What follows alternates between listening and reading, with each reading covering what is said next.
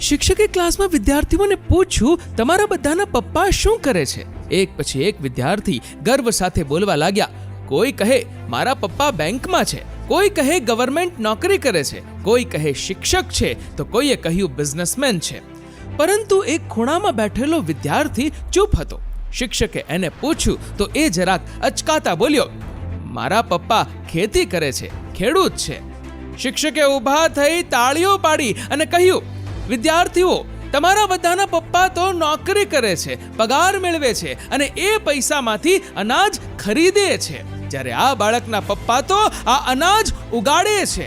સૌથી મોટું કામ તો એનું કહેવાય. પરંતુ અફસોસ, આજે પણ આપણા દેશમાં લાખો રૂપિયાના પગાર લેતા અધિકારીઓ મોટી મોટી ગાડીઓમાં ફરે છે અને ખેડૂતની હજુ પણ આત્મહત્યાની પેપરમાં ખબર આવે છે.